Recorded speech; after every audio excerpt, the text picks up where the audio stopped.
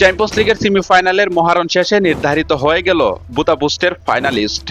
Allianz অ্যারেনায় Bayern মিউনিখের বিপক্ষে 1-1 ব্যবধানে draw করলেও 2 লেগ মিলিয়ে 6-5 ব্যবধানে বায়ার্ন মিউনিখকে হারিয়ে তৃতীয়বারের মতো ফাইনালে নাম লিখিয়েছে পিএসজি।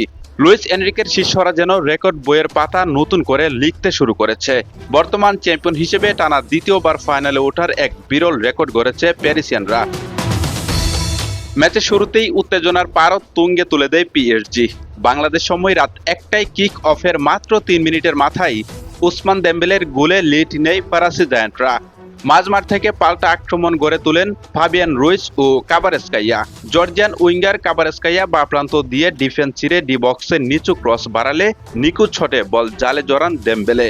2025 সালের ব্যালন ডিওর জয়ীর এই গোলেই ম্যাচে নিয়ন্ত্রণ নেয় পিএসজি। এই গোলের মধ্য দিয়ে পিএসজি তাদের এক অনন্য রেকর্ডকে 38 ম্যাচে উন্নতি করল। 2025 সালের এপ্রিলের পর থেকে প্রথমার্ধে এগিয়ে থাকা কোনো ম্যাচেই হারেননি তারা। পাশাপাশি কাবারেস্কাইয়া চ্যাম্পিয়ন্স লিগে নিজের আধিপত্য বজায় রেখেছেন। 13টি গোল এবং 8টি অ্যাসিস্ট নিয়ে হ্যারি কেইনের সাথে যৌথভাবে শীর্ষস্থানে রয়েছেন তিনি। ম্যাচ জুড়ে আক্রমণের বন্যা বইয়ে দিলেও দুই দলের গোলরক্ষক সাফানভ ও ম্যানুয়েল নেওয়ার যেন চীনের প্রাচীর হয়ে দাঁড়িয়েছিলেন গোলপোস্টে। পুরো ম্যাচে 9টি নিশ্চিত গোল বাঁচিয়েছেন তারা।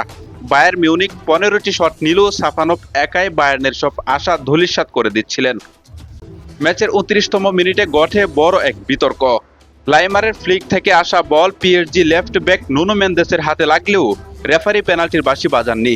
উল্টো লাইমারের বিরুদ্ধেই ফাউলের সংকেত দেন, যা দেখে বায়ার্ন কোচ ভিনটেজ কোম্পানি মেজাজ হারান। তারপর ম্যাচের 31 মিনিটেও জোয়াও নেভেসের হ্যান্ডবল নিয়ে পেনাল্টির জোরালো দাবি তুলে বাভারিয়ানরা, কিন্তু রেফারির সিদ্ধান্ত বদলায়নি। ম্যাচের দ্বিতীয়ার্ধে আক্রমণের ধার আরও বাড়ায় বায়ার্ন মিউনিখ। বিশেষ করে 69 মিনিটে বদলি নামা ডেভিসের পাস থেকে লুইস দিয়াসের বুলেট গতির শট অবিশ্বাস্যভাবে রুখে দেন সাফানভ। এবং ম্যাচের 91 মিনিটে কিমিকের ফ্রি কিকও বিপদমুক্ত করেন এই রাশিয়ান গোলকিপার। তারপর ম্যাচের একেবারে অন্তিম মুহূর্তে 94 মিনিটে হ্যারি কেইন গোল করে সমতায় ফেরালেও তা ফাইনালে যাওয়ার জন্য যথেষ্ট ছিল না। অন্য সেমিফাইনালে অ্যাটলেটিকো মাদ্রিদকে হারিয়ে 20 বছর পর ফাইনালে উঠেছে আর্সেনাল।